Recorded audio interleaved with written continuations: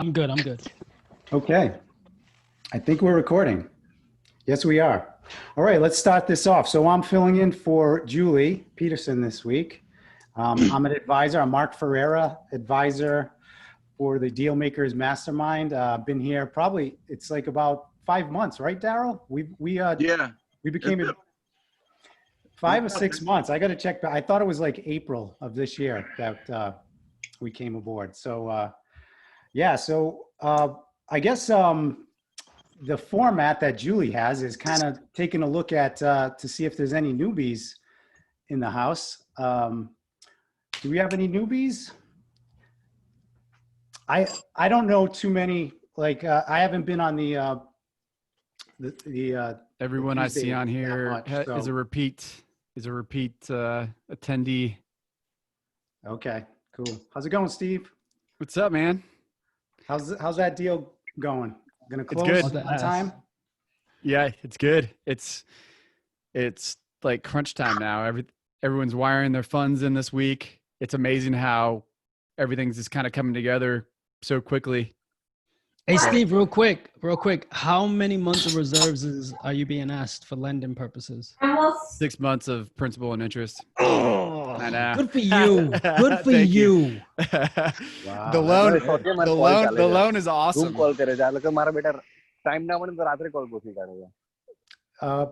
Someone needs to. I guess I missed the news, Steve. You got something on the contract? You found something interesting? Yeah, we're closing at the end of the month, so Congratulations. it's exciting. And you guys got good interest only period. Yeah, too, right? we got 5 years of interest only Nice. because of Drew's 5 balance years. sheet. The loan is probably one of the coolest things of the deal. That's awesome. That's all Drew. Happy for you guys. Yeah, it's That's super great. low leverage, so that's also Who is Nice. your lender? I suggest you talk to Julie first. Michelle, one of my favorite spin riders. How you been? Good. How you doing, John? Good. Haven't seen you in a while. Good to see I you. know. I haven't seen you. Yeah, John's got some goodies tonight. So we got a lot of people coming on. So David and Davide, how's it going, guys? Hey, what's going on, guys? Casey, we got Dan, Gil. I'm gonna mess up this name. Taiwo, I don't know. Though some of these names are new to me.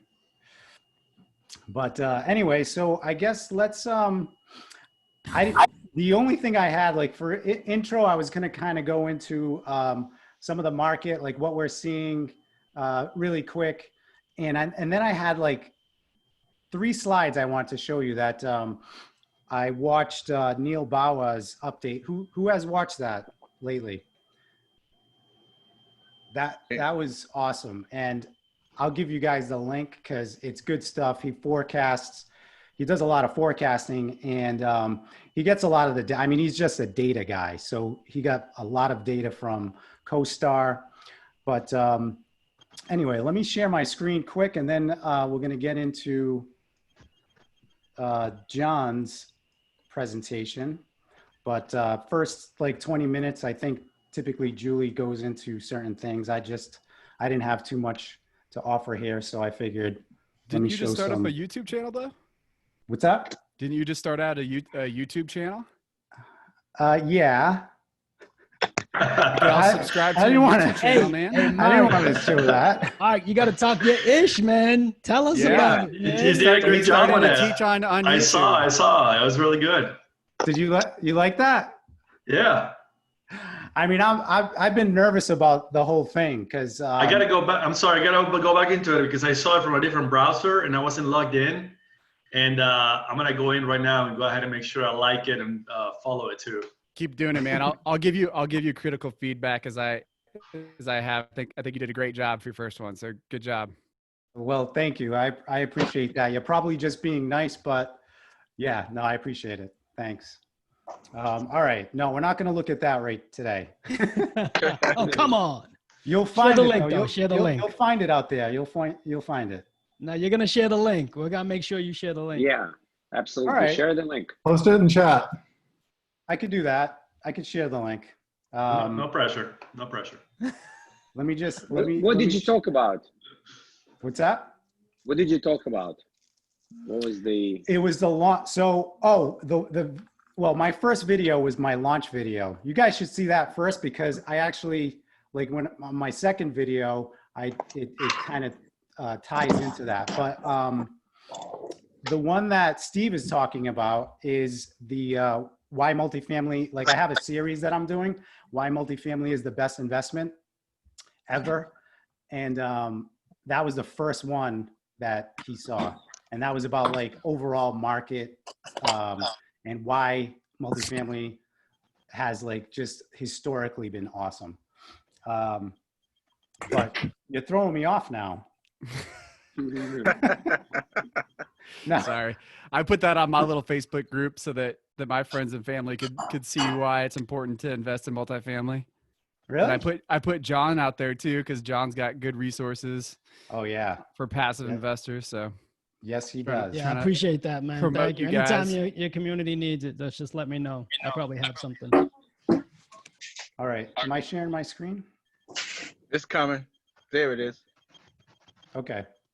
So I just wanted to just go over quick economic stuff where right now we are at, let's see, unemployment rate is at 10.2%. So it went down. I think we gained like 1.8 million jobs in July. And then I wanted to take a look at rents. And as of August 6th, almost 80% of rents have been collected. So far, with all the stimulus that's going on and everything, renters are able to pay. I mean, even with all the unemployment. But the other thing is what the stimulus that's coming out. Actually, Trump just did an executive order. So there's checks that are coming out. So renters and people that actually are out of work will be getting a check. And I think it's like $400. Previously, it was $600 extra. So unemployment benefits plus another $600. But now the president has just did an executive order, and I think it's like $400 that he'll be doing. And I forgot where I saw that, but Well, Congress said they're going to challenge him on that executive order. oh yeah, I'm sure they will. They don't want him to take the credit for anything, but it is what it is. That's politics.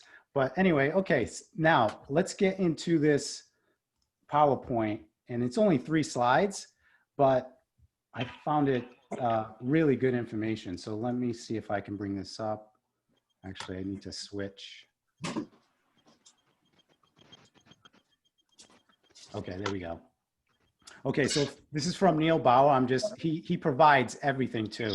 So he gives you the slide deck and everything. And I'll give you the link to get there. You may just have to sign up for his stuff, but it's awesome material.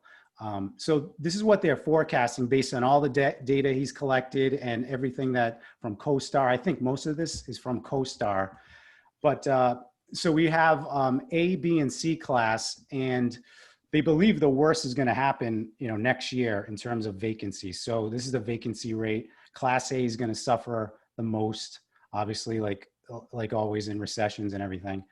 And this is B class, and C class actually, they're saying is not going to do as bad. So this is the hump. They think that it's mid or third quarter of next year will be the worst. And let me go to the next slide, because this is kind of where the rents and where we're losing rent growth. So rent growth is going to take a dive. And again, right around the second, third quarter of next year is when we're going to see the worst.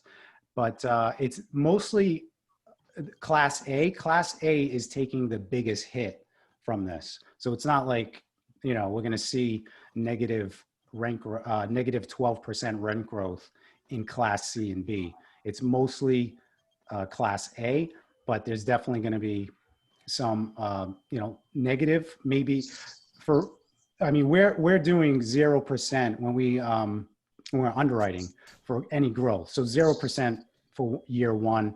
You may want to do 0% year two just to be conservative, but for sure, there's not going to be much growth all of next year. Hey, Mark, we've been doing two years at 0%. just to Okay, make yeah. sure. Yeah. Same here. That's great. And that's probably, good advice. And this is the market price. So, and like cap rates are not going to go down. So that's one of the things that he mentioned. Cap rates are kind of going to maintain, but the price is going to decrease because of the NOI. So NOI will be falling, not cap rates, because the collections will be hurt.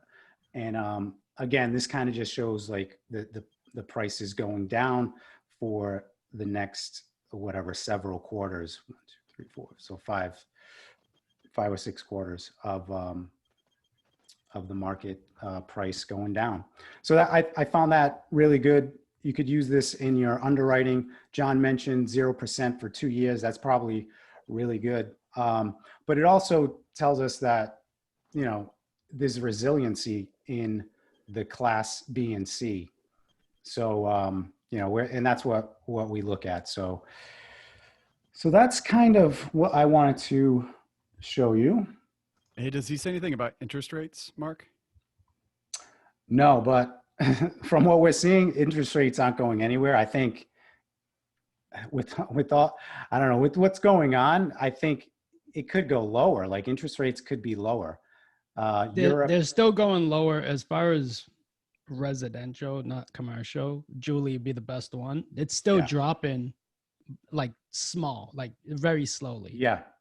That's what I'd be really curious to know in the context of all that data, because, if you can buy something right now while money's free and you can hold over the period of that 1 year dip, it would make even more sense if we think that interest rates could potentially go up. Because right now, interest rates are just unbelievably low. So I think that's one of the most important considerations in all of that. Because it's like, when's the right time to buy is what like the ultimate question is, right? With all that stuff. So absolutely. To piggyback, go ahead, Mark. Ask Steve.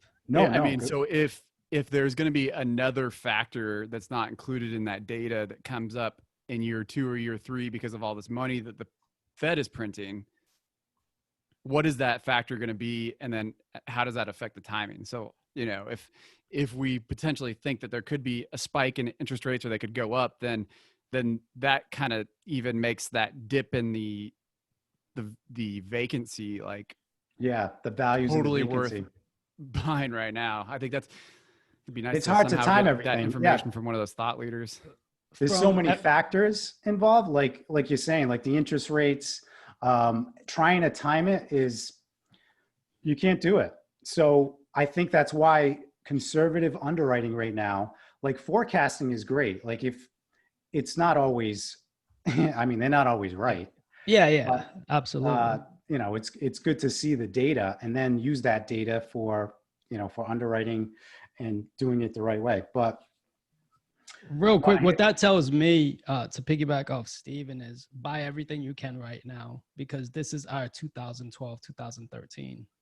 If you can hold it and it pencils out and you can factor in the 18-month reserves, if you can carry that while making returns to your investors,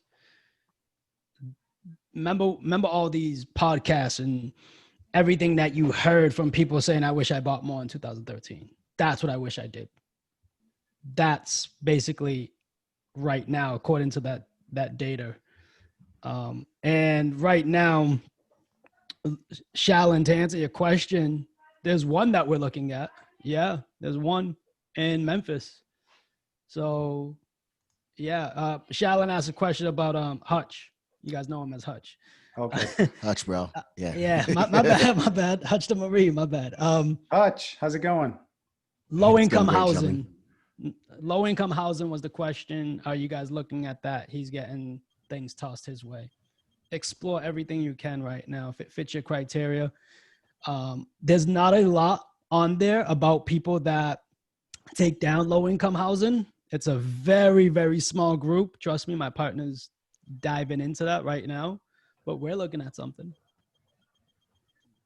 You know, Neil Bauer sweet. did mention in a previous, I guess it was a town hall meeting, I think, as he called it.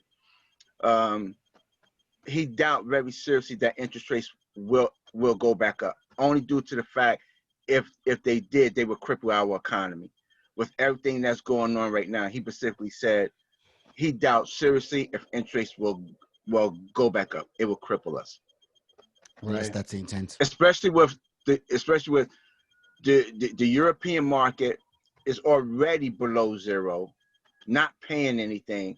They're looking for a place to park their money. So the best way to park their money would be here in the United States. Keep them interest rates over here as low as possible, and let that money flow over here. But he said he doubted, only due to the fact that it will cripple this country. Yep. Agreed. I'm hearing the same thing. It's just, it's not going to happen anytime within the next few years for sure. So I think we'll get right into John's presentation here. Let me see, but I had some, I wanted to thank Hutch because I was frantically looking for help on today's meeting. I was just like, okay, what's the topic going to be? What am I going to do? And I went out to John, I went out to Hutch, and both of them were like, yes, I'll help you out. So I appreciate you both. Hutch was, he came in second. So Hutch was like, he reached out to me, but John reached out to me first. We were going to do something about like mindset and motivation, because Hutch is really a positive guy. And every time I see him on Facebook and, some of the videos that he's been posting, just very positive, great mindset and great attitude. So hopefully we can do that in another weeks to come. Maybe we'll do something like that with Hutch, but I appreciate you, Hutch. Thank you, sir. I welcome the opportunity. All right. So now make sure everybody goes and follow his pages, because he's putting out a lot of good content. Like, yes, that's for real. That's for real. John, you're far too kind, brother. I appreciate it. Great podcast. Absolutely. All right. So let's get John. Are you ready? So John's the special guest today. He's a multifamily syndicator, advisor in the Dealmaker Mastermind Group. John helps families invest in over $70 million. Oh, he helped families invest in over $70 million in multifamily investment. He is the host of Passive Investor Show podcast. And just when you think there was not enough time in the day, he's also a referee for high-level basketball. So John, welcome and thank you. And I think he's going to share his screen.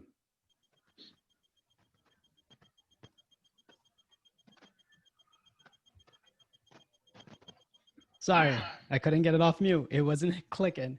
Thanks for having me, guys. Can you see my screen? Yeah. Yes.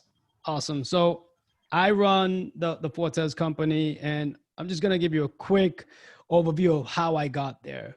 A lot of people reach out to me. And first of all, Mark, thank you for having me. Hutch, I didn't know we were in the running for this. So it's an honor to be in the same stage as you. Sorry, I appreciate that. But yeah, so a lot of people reach out.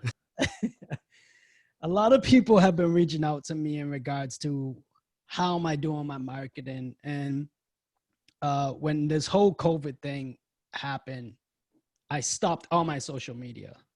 I did it purposely because I was working on the infrastructure on my back end. And what that looks like is my CRM. I needed to come to a CRM and get off of MailChimp. MailChimp wasn't working for me. I needed to create something, workflows and all of that. So basically, I ran with the Fortes company. I had the podcast going, and I needed to focus on building the brand now. I had a whole master plan involved with this. So what I did was I kept the podcast going. I had to be consistent with the podcast. There's a reason why I do the podcast. Me and Hutch, we talk about it all the time.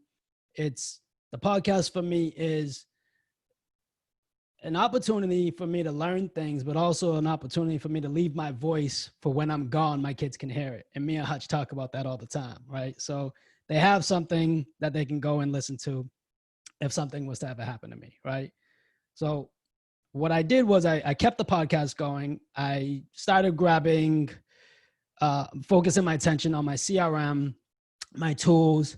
But the thing is, I want to keep costs down, and I don't want to pay for 7, 8, 9 different things. You hear about a lot of people paying for a lot of things in regards to, oh, I have this for that, I have that for that, I have that for that. But everything's an expense. How do we keep it low?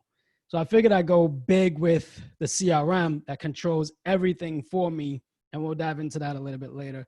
But this is about building your brand. But what really prompted me to all of that was I pushed myself through education and masterminds and contact Jason Stubblefield, because his mastermind group is what really, really, really accelerated everything that you see me doing now. It's because of his mastermind group. So if you want an intro to Jason, please feel free to reach out to me. If you know Jason, reach out to him and ask him about his mastermind group. It's been really beneficial. I've really leveled up, and there's been some exciting people in that group that are doing powerful things right now. So all of us are literally scaling with each other. Well, I didn't know it was going to take that long. So a little bit about me. I'm a father, a husband. I'm a sponsor. I'm an investor. I host a podcast. I'm a consultant, a passive investor consultant. I'm an IT consultant and a basketball referee. I wanted to include this slide because I speak about refereeing, but I never have the picture. And this is going to be the only time you guys are ever going to probably see a picture of me in a referee uniform. So enjoy that. All right. I wanted people to actually believe that I referee. So that's me running on the court. Now, what we'll really dive into is the tools and the software. And I always have a cost conscious in mind. We're going to talk about social media, automation, and processes. So that's basically my focus on what I wanted to do during this COVID time when I stopped all my social media. And we'll talk about it right here. These are all the things I use. So with Vimeo, I put my videos there. I thought that was a good investment because I get to house my if you go to my website and go to investor resources and then drill down to investor 101, those are all my videos of snippets from my podcast interviews. Some of them have not even aired yet. And I thought it was so important to be able to put a quick snippet of a question. For instance, we were discussing QRPs and 401ks the other day in the deal room, right? In the whatever it is, the Slack channel, right? And what we did was literally I was gonna interview Damien about something about the EQRP, and the discussion really helped me formulate some questions that we can drill down and get to the bottom with, right? But also, it was a great opportunity to just be able to get that. And I'm going to use that video as a quick snippet to be able to put on my website for more information for people. Now, as the podcast releases, I put a link to the actual video and when it airs, right? So now that you can go listen to the full episode. So sometimes I do 3 or 4 snippets from the same episode. That's how jam-packed information I like. It's content that I'm like, oh, I wish I could have access to. So if I can have a page full of dedicated videos of just 5-minute, 2-minute, just short answers from a guest, I think it's very beneficial. And I think it's a very good resource to have. So I cut those videos up. So Vimeo allows me to use that and house them there, and no one else can take them from me. YouTube, if I put it there, everybody has access to it. I just kind of wanted to put it behind something that not everybody could have access to it. I never use Vimeo. That's similar to YouTube. It's not paid. No, it is paid. They got a free service too, but I paid for it so I can post more videos, brand it, and do certain things to it. If you go to like the Investor 101 page on my website, you can see what I'm talking about. How if you just hit play and you'll see how it comes up. It has my thumbnail on it and all of that. Canva, I've always paid for. Canva goes hand in hand with Upwork. I have a VA that creates a lot of my Instagram stuff, and I have about 200, maybe probably close to 200 pieces of images that I could put out there that I have stored in the bank right now, and I haven't even scraped I haven't even scraped like the bottom of where I can start. The things that you've seen right now, it only adds. I get 10 a week, and I'm only putting out what, 7. So Canva and Upwork go hand in hand. I pay for those. I also have someone creating some blog content every now and then, depending on what kind of focus I want to go to and my time limits. I'll reach out to someone on Upwork and say, hey, can you write this blog for me? And then I double check it before I send it up, before I pretty much put it out on my website. So I'm constantly. John, would you mind,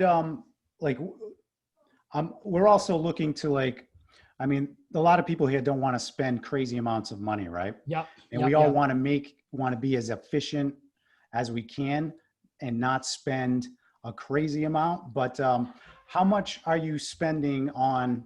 I know the Canva is probably like $12 a month. Yeah.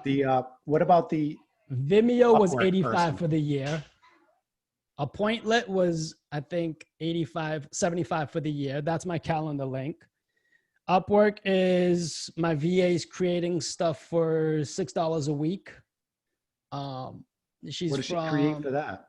Huh? And she creates 10 pieces of content. 10 pieces, yep, of images. $6 a week, like one, two, $6 three, a four, week. 6. Yep. wow. Libsyn is my podcast thing. I'm paying about 17 a month.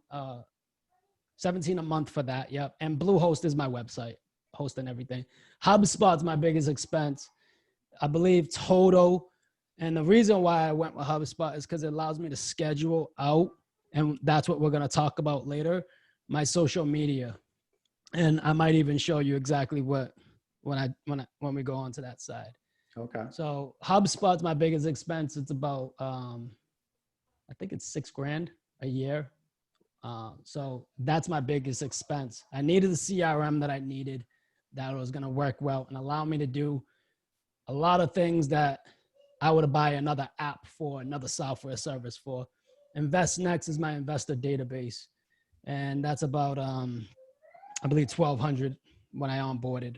So that's my biggest expenses. Obviously, the bigger they are, the more I pay for them. So you see InvestNext and HubSpot as big as they are on the screen. Everything else is little. Those are my little expenses. I'm sorry. What was purposely did that. InvestNext? What was that platform? That is What my was that? investor portal. Oh, okay. So I believe that if you have, go ahead. Can your investors like sign all their subscription documents through your portal? That's the main reason why I did it, to put my investors behind something that they can log into, manage and track all their investments. Also, we can streamline everything as far as when a deal comes through to even eventually they're going to be able to wire straight from there. So by connecting their account. So that's what I'm excited about with InvestNext and the reason why I signed with them and why I chose them. So that's the benefit for them. But the real benefit for the investors, it's being able to log in and track everything, because the old way is logging everything through Excel spreadsheet as I send you an update, right? So that's the old way. No one's doing that anymore. Oh, all right. I don't know what InvestNext is priced based upon the number of investors you have, right? Yeah. Yes, basically. And then could you talk about the other ones that you checked out? The other investor portals? I did check out Syndication Pro and Investor Deal Room. My favorite one after InvestNext was Investor Deal Room. And then there was Syndication Pro. And I didn't check out Groundbreaker, and I know Hutch can speak about that. I don't know if he has that, but I know he has a great relationship with the owner there. I didn't check them out. Juniper Square and what's the other big one? They're just way out of my budget right now. What's the other big one? The big one. Is it IMS? IMS, yes, they're Yeah, the big Appfolio ones. is also- and- yeah. Appfolio is what we use in the Spartanburg property. Yep. Appfolio, and I didn't even review or demo Appfolio. So that's another thing too. So those I only did 3, and what I did was I did them a year. Like I went through them a year ago, and then I put it on pause, and then I came back and I went through them again before I made another decision. So this has been brewing for a long time for me, but the podcast really helped me do that because it allowed me to ask questions like, what are you using? Da, da, da, da, da, da, da. And it really helped me make a decision. So I knew I needed an investor portal, but that was that. And now we're just moving on to basically what we're here for, the social media aspect of the game. I use Twitter, Instagram, LinkedIn, and Facebook. LinkedIn and Instagram is what I'm heavy on. Everything else is automated, really. I really log in frequently, and if I have a message, I answer it. But LinkedIn and Instagram's where I'm consistently getting messages, so that's where I'm consistently am. In like real life, like outside of just automation. But yeah, that's basically where we are right now. And Mark, I know you got some questions and you want to run through some things, so I'll turn the screen back over to you and we can do that. I was trying to find the that diagram that and I can't find it. Do you have that? I do. I don't know where I put it.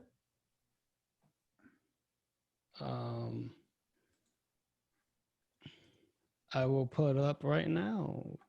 I think you sent it to me last night, right? Yep, Yeah, I got it. I just lost the Zoom meeting. What the heck did I just do here? I can still see you. You can still see me, so I'm definitely connected. You're still with us. Holy cow. Can you hear me? Yeah, I could hear you. Everything just minimized and I don't see it in the bottom here. Wow. All right, I'm pulling it up right now. Why don't you share your screen again? All right.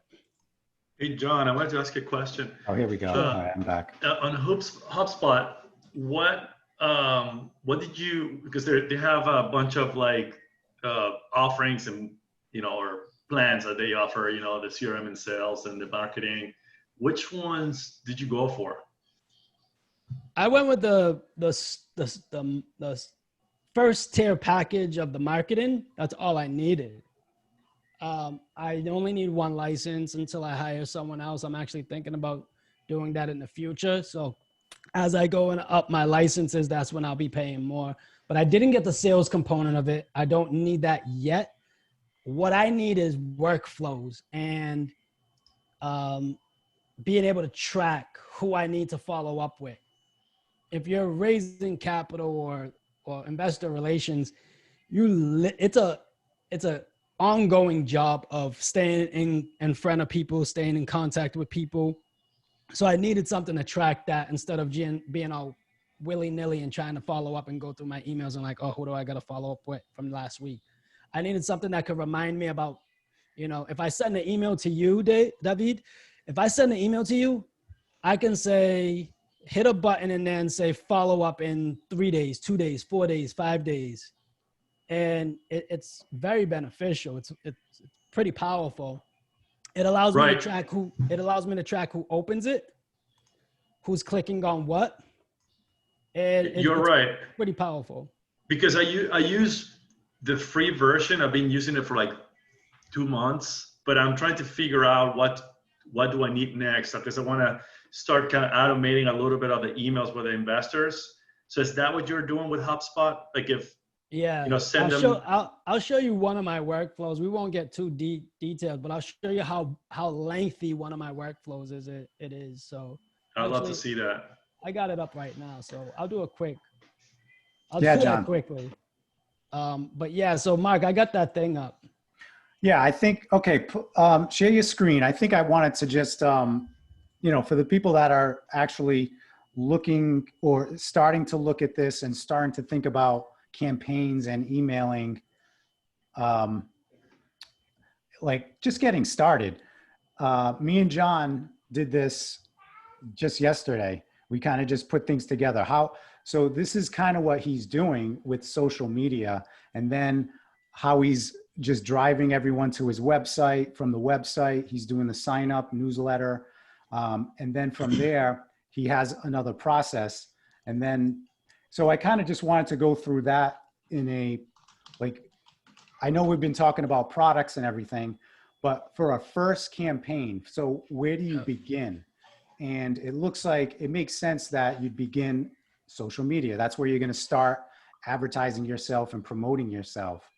And then obviously, like for me, I'm starting to email everybody I know, right? Like I'm getting out there now, believe it or not. Like it's been, I've been slow with investors, but now I'm out there. I send everyone that I know that I have their email address. I'm sending them just the intro and a video, and just letting them know this is what I'm doing now.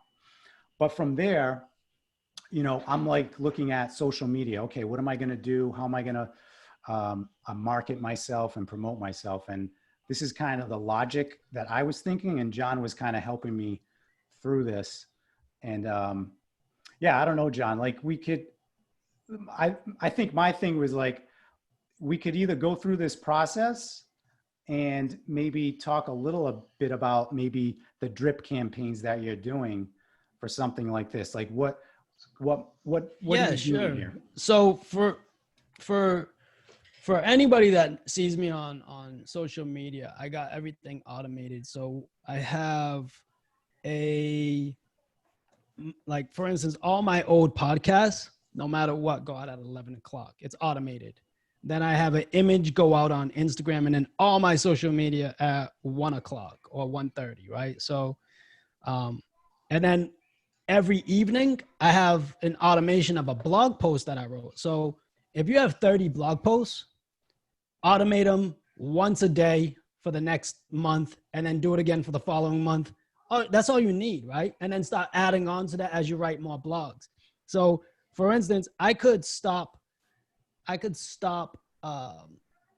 my podcast right now, and the true listeners will hit me up and say, John, where's the latest episode? But everybody else would be like, oh, he's just still dropping episodes. Oh, the previous ones, boom, boom, boom. See how it works?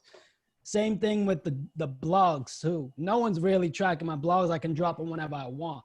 I try to drop one a week if I can, but one every 2 weeks is fine. It's great. That's all you need. Yeah. Really. So you're recycling. Yeah. You're not having to create. That's all social media is every doing single day. is recycling.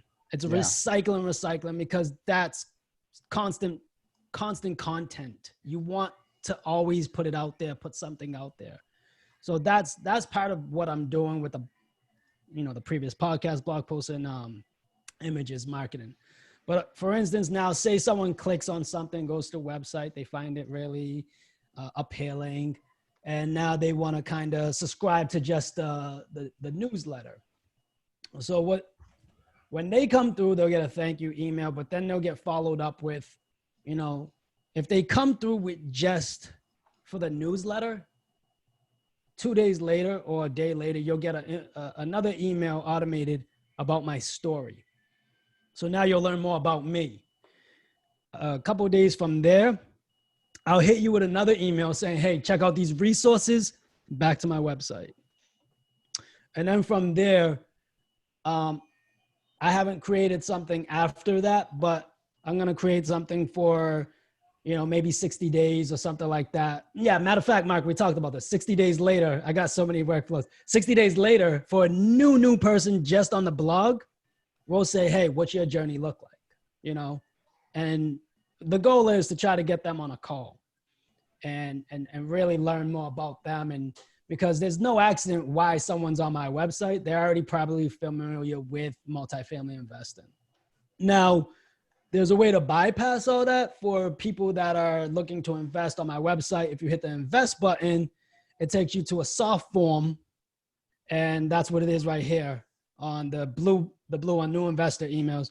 It's a soft form, right? And then that'll bring you with an email from me saying, hey, thank you. I need you to fill out this form now. It's a little bit more intensive. And then I collect a little bit more data. And then another email will come through saying, hey, let's schedule the call on your time. And that's where we get to the scheduled phone call.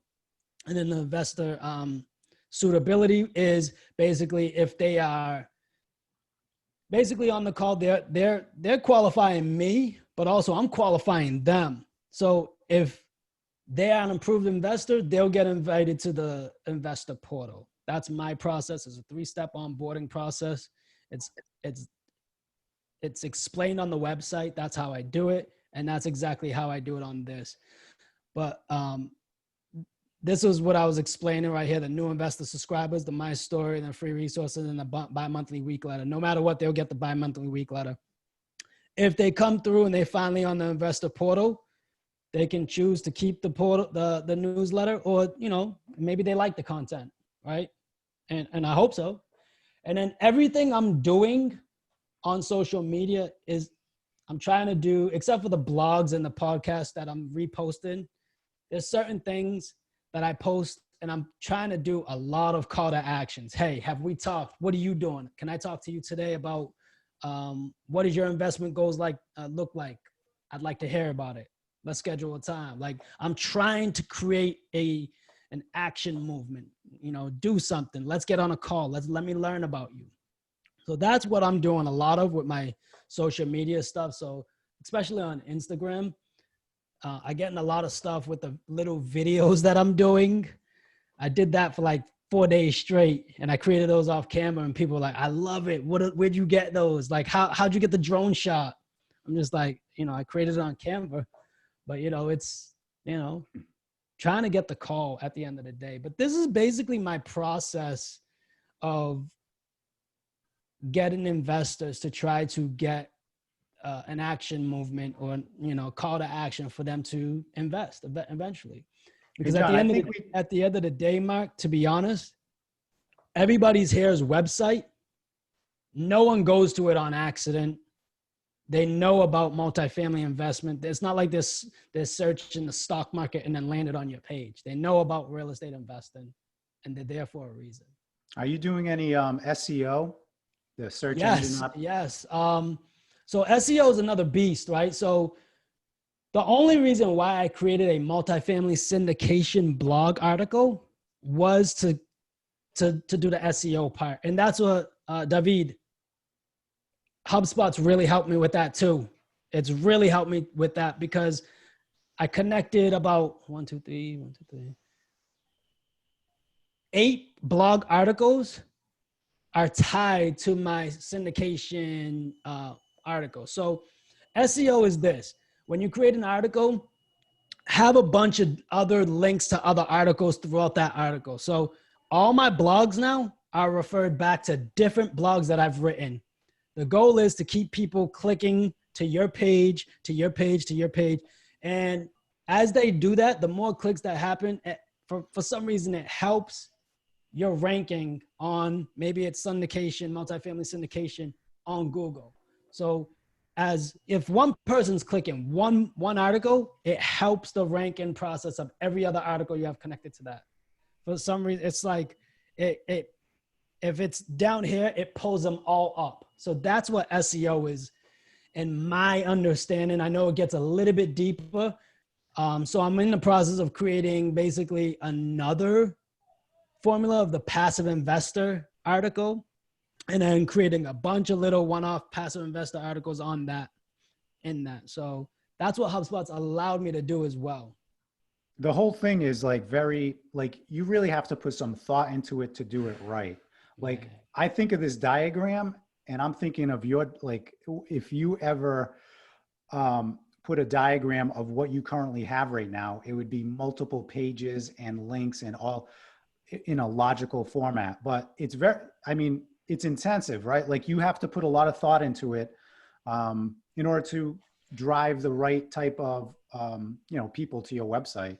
Absolutely. Mark, we talked the other day and we were kind of creating this, right? But how we created this was because what I did on my website was Mark created this little diagram that we're looking at right now, right? Because we were talking through everything we did.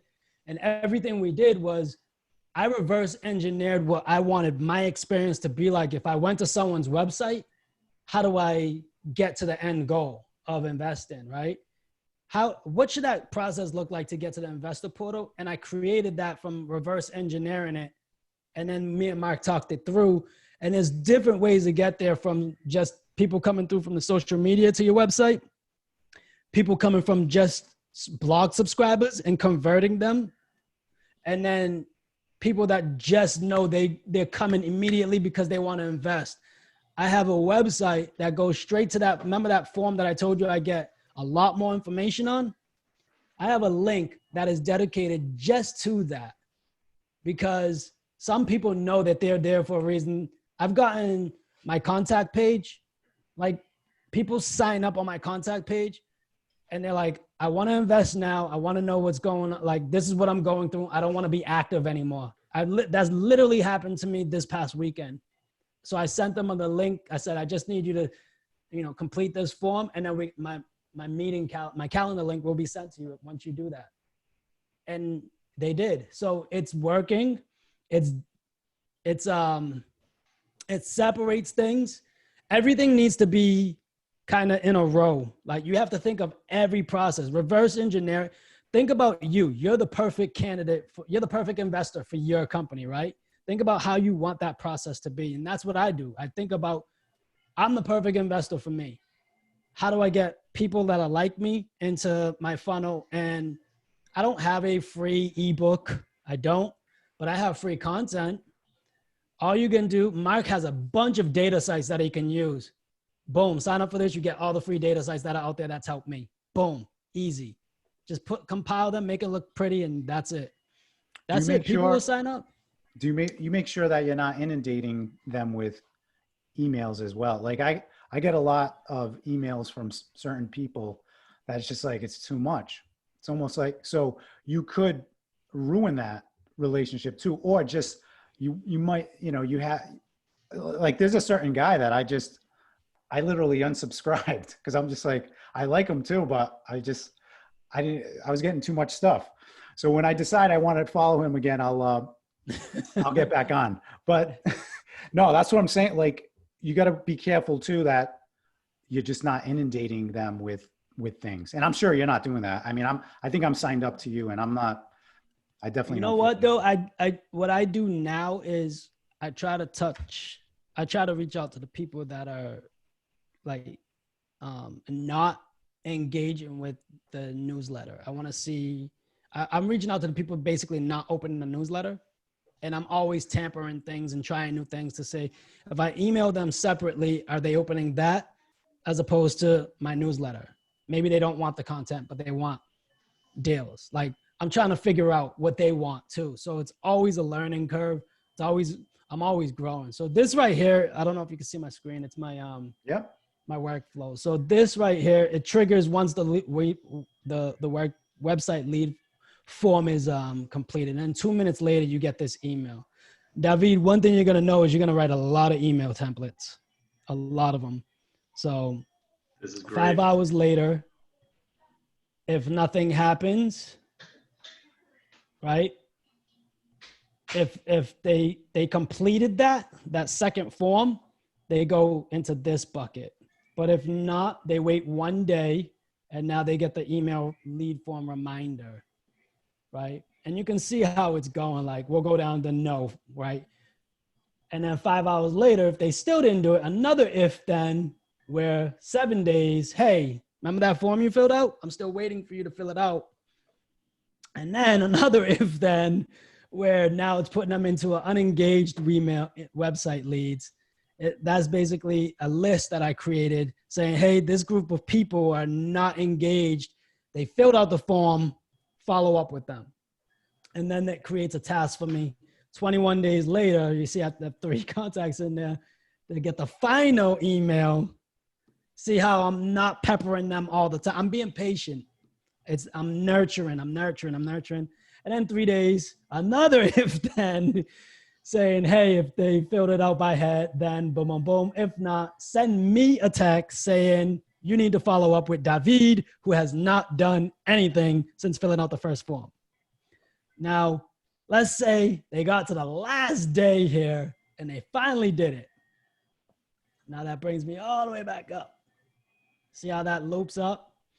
1 minute. Now it'll set my person type. That's just a field inside of HubSpot.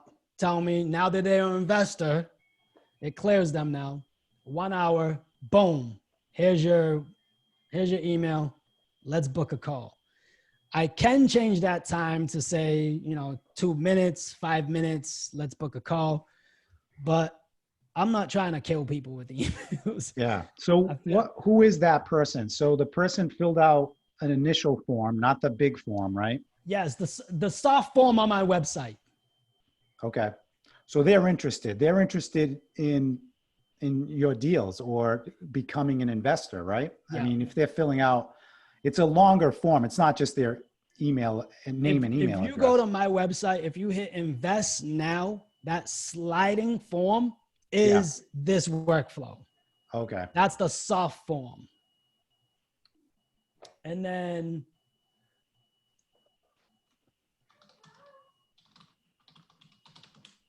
oops. I spelled it wrong. Nothing's gonna come up. And this is, I think we talked about this too, John. Like you don't know where everything's coming from, right? Like, So Mark asked me, like, do I know where everything's coming from? Yes and no, right? My goal is to have 30 people come to my website a day. That's 900 a month. That's all I want is 30 a day. That's what I'm trying to build up to. I think I'm at 12 a day now. Maybe 11, but this is the more intense form, right? So if I know someone wants to be an investor, like right now, I can send them this form and say, hey, just fill this out.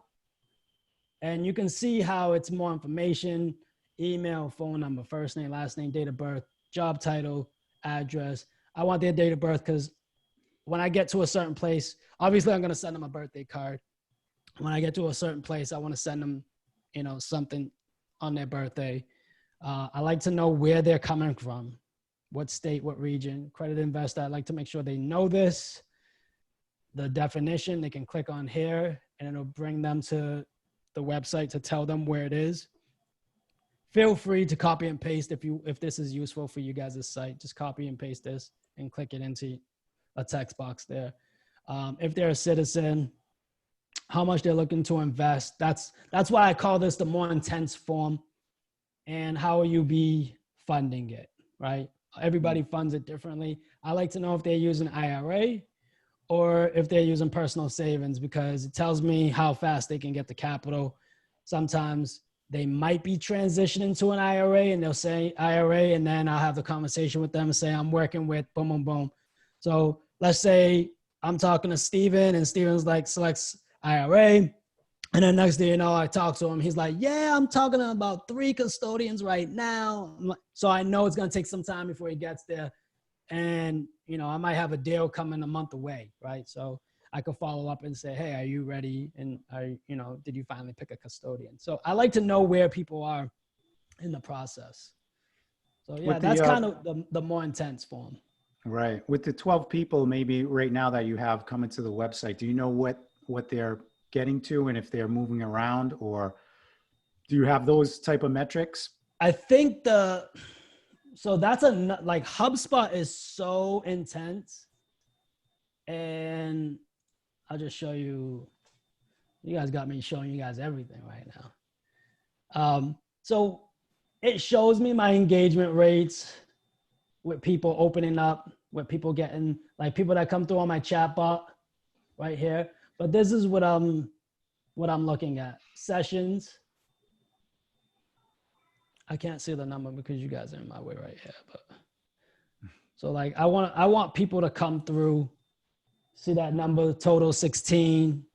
It's different every day, but definitely the social media. And it tells me what's organic and so David, I don't know if you're getting all these metrics on the free version, but this is No, what I'm I'm not. looking for. So I'm looking at all these. Who's looking at what? And I think, Mark, I Yeah. really haven't dove in yet. Yeah, with that information, you could, like, if you see that they're at a certain page, and you probably have like your pop-ups come up to invest or to become an investor or investors club or whatever. I'm just wondering, like, the more data you have, the better you can try to get that experience. Yeah, absolutely. And that's another thing where, like, when I started all this, when you sign up for HubSpot, they make you take an onboarding like course where it's like once a week you're working with someone and they give you homework to help build up your thing. So what I was implementing things so fast that she was telling me, don't even go to the homework thing. Just keep doing what you're doing because you're light years ahead of what everybody else does. I'm trying to find it where it is. It's a place here where I can't find it right now. Hold on, it's somewhere around here. Projects, right? This is all my homework from when I onboarded with them, and they were like, "Don't even." My specialist who I was dealing with, she was like, "Don't even bother with this. You're doing everything. The way you're learning, you're gonna learn all this by naturally just playing within it." So there's things that I definitely have to go into, like the blogging and SEO. I figured that out on my own, but it tells you how to do it. The marketing general setup, I've already done that. I've already done ads on here. Yep. Yeah, I do Facebook ads too. I want to do LinkedIn ads. I haven't done that yet, but the Facebook ads, it kind of jump started some people sending traffic my direction. So that's all the intent was for me. I burned the $20, $40, $60 on that just to do that. Every now and then I do a Facebook ad and just, I'm driving traffic. I'm trying to convert. But I'll tell you the biggest thing that's worked for me, and it's not social media, it's not anything. If you're not active on Bigger Pockets, I just got an investor today off Bigger Pockets from writing a response on someone a couple of days ago. It's Bigger Pockets is so powerful. It's literally the nest of where all the investors are. You just got to contribute content and answer questions and try to be active on the forums. If you're active on the forums on Bigger Pockets, investors are going to know that you're one of the players in the game. Awesome. So do you do anything else? I mean, besides blogging and answering questions are you doing anything like marketing on Bigger Pockets? Or just kind of No. All I'm doing on Bigger Pockets, and I don't do it enough. My goal is eventually to just answer at least 5 to 10 questions on Bigger Pockets. And that takes at least an hour. So I want to slot out 1 hour of my day and dedicate it to Bigger Pockets, just answering forum questions. But what I'm good at now is, if I'm in the supermarket or in a waiting room or whatever I'm allowed to go these days with COVID-19, on my downtime, except from when I'm home. If I'm home, I'm not on Bigger Pockets. If I'm out and I'm waiting on something, I'm on my phone in the forum answering a question. That's it. I'm trying to use some dead time to be active. And another thing that I'm starting to do too is I'm emailing more direct out of my CRM than I am in my actual inbox. I'm living in HubSpot way more now than I ever was because it's tracking everything, and I'm able to set things up to be able to follow up with people now. Awesome. Good stuff, John. Good stuff. It's 9 o'clock right now. I guess that finishes it, right? I mean, there's so much to I'll this. stay on from some questions, but Yeah. This is awesome, man. Thank you. No, this is good. Very good stuff. We could see how intense it can get and how much time you really got to put into it to do it right. And still you're learning. Like, you've been doing it for a while. you're still learning and tweaking things. And I'm sure it's constantly something that you have to build and keep up to date. But yeah, anybody have any questions? John, what about like the implications for just everyone knowing you? Like, you probably didn't set out to start this platform knowing that like you'd be like kind of famous in like a little niche area, right? Like Joe Fairless talks about it, like having like a little following of 2,000 people within your niche. How has that like changed your like relationships with your friends and your family? And what are some things that you didn't even see before you did it? Now that you've done it, you're like, oh wow, this has affected my life like this. Well, it's not like I can't walk down the street. So to answer your question, Steve, I really don't know. I haven't thought of it like that. This is how I am. Like head down, head down, head down. And I come up for air and I'm just like, I don't look at it like that. I don't know how to answer that, but I don't know, man. Joe got the answer for that. I don't know. I'm not at Joe's level yet, I don't think. So all I know is I kind of like doing this and just creating the content and going because I'm naturally a networker. I like meeting new people. I'm not an introvert at all. But the one thing I do like is what I've been doing a lot more lately is on LinkedIn. If I see something that, for instance, say, Steve, you put something out there as far as like, let me just say you put something out there multifamily related and it resonates with me. I'm sharing other people's stuff now because of the fact that we're all in this together.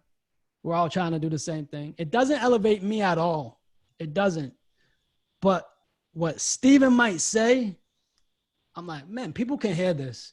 And if I could help spread the message even more of what you're trying to get across the point, I'm doing it. I'm not trying to just like, I've gone away from, and I don't know if I was doing this on purpose or anything, but I was just putting my stuff out there. Now I'm just putting anything that's relatable to the industry because of the fact that I'm more in the mindset of abundance than I am as far as, limited. So, hey, John, I mean, this is great stuff. What's happening, I mean, with me, like you see everybody coming out with podcasts, right? You and there's a bunch of guys Hutch, and I'm not a podcast guy, right? Do you think everybody should have a podcast? I don't care. I think that it's awesome. The more the merrier. You know how many podcasts there are in the world? There's like 7,000 podcasts out there. Yeah. So do you think right now, I don't think I don't want to do a podcast. It's just me. Like, I feel like it's just my personality maybe. And, but you're I feel the sense videos, of fresh. What's that? You're okay doing the videos? I am. Like, I feel I'm okay with that. I don't know why. Like, I think everybody has to feel comfortable with what they feel comfortable with. I might feel comfortable doing a podcast one day. I just feel like there's a saturation right now, but I don't know. That's just me. I think, and maybe some people feel that way. Like I could do this, but I don't think I'm really, down for that. But, I think we have to market ourselves some way. We have to get out there because we're trying to get investors. So, right now I'm feeling things out, and I think the video like education is really like, it's something I can do. And that's where I am right now. I mean, that could all change. But I'm comfortable with that. I'm gonna tell you right now, it's definitely gonna change because we always pivot as entrepreneurs, right? So just embrace that. I'm gonna tell you exactly what I went through. People were telling me to start a podcast, but like you, Mark, and this is last year, pre-COVID, everything, I thought it was saturated. I said, I don't want to come out and do another real estate podcast where I'm just interviewing someone and going over the same topics that they heard. Like, I don't know about you guys. I've heard someone talk on the same, like not same podcast, but on 4 or 5 different podcasts, same guests, and it's the same conversation, right? I said, I don't want to do that. I don't want to be the same conversation guy. Right. And it's nothing against anybody. It's just, that's not for me. So that's why one day I went on a run and it hit me. How come no one's speaking to passive investors? How come no one's asking about onboarding process? How come no one's talking about how the experience for the passive investor and how to improve it, what to look for as a passive investor? How come no one's doing it from that angle, but they're all seeking passive investors? So it hit me and I said, that's what I'm doing. I was 3 miles out and I couldn't wait to get home to write it down. Literally couldn't wait to get home. Probably set a record that day. So that was my experience. I thought the market was saturated at that point, but I found my niche. I found my angle. And then I'm a year into it now, but maybe yours is videos. There's a lot of people doing videos too that I think are awesome. You know, so just do what fits you. If you're a writer, write. One of my next movies, I want to have guest people write on my website. I want to put people in positions that their strengths are. That's something I'm looking to do. And just literally put your link to your website right afterwards. I don't care. Like it's an article, link it to your website, and that's it. Awesome. Yeah, Heath and I has been exploring the same ideas recently as far as having somebody else write on our blogs. That's because this stuff is time consuming. No, if you do it, Hutch, if you do it, it doesn't go to your website till you approve it. And you can always tweak it to how you like. I don't take what a VA writes for me and put it out there without reviewing it and putting it the way John speaks. So if it doesn't come off like Hutch or Heath speaks, don't post it. Not published. Yeah. Yes, sir. Awesome. Good stuff. Anybody else have any questions? I think we got to wrap up. I think it's really easy for us to become overwhelmed with the mass amount of things that we need to get this engine going. But like you see John's process, once you get it rolling, it kind of manages itself, right? And you just got to make sure that you're able to add the human element to it, especially the phone call of speaking to your investors, but once you get it set, it should be smooth flowing. Absolutely. The main thing that I wanted to do when I set all this up was I said, what do I need to set up now so that it's self-sustaining and automated, that all I'm doing is nurturing and talking to investors over here and recording podcasts, right? So that's everything you saw. That's the whole show. That's the Dancing Pony show. But it took a lot of work to do that. I put everything on pause. Saying, no, I'm not posting social media, because if I started getting overwhelmed with a certain thing and saying, I got to post today, guess what? I stopped doing what I'm doing and focus on. And then I go and I post, and now I'm 2 hours down a social media rabbit hole because I had to touch every social media outlet. I said, put it on pause, grow the infrastructure. At the same time, guys, I was getting my whole website revamped too. So that's what I was doing. And another thing too, HubSpot, those forms that I showed you, that form that I showed you with the more intense questions, that's a landing page within HubSpot. And when I got my website rebuilt, I hit a button on HubSpot. 2 weeks later, they built out the landing pages to fit and look exactly like my website. So that's the landing page. So that's another perk to it too. They go ahead and they fit the landing pages to exactly, and blogs too. I could write a blog from HubSpot and upload it if I wanted to, but I don't. I just do it on the back end of WordPress. That's amazing. I'm gonna reach out to you if you don't mind. I wanted to ask you about the funnel after they hit yes. Where do you take them after that? I don't think you finished that part, or I didn't see it. Yep. So also too on that funnel,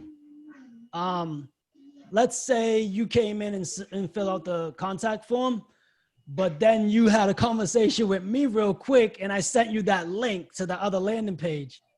If you filled out that one, it'll take you out the funnel so you don't get any of those emails.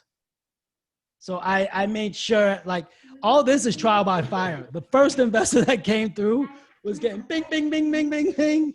And then I had to fix all of that. It's crazy, man. They unsubscribe.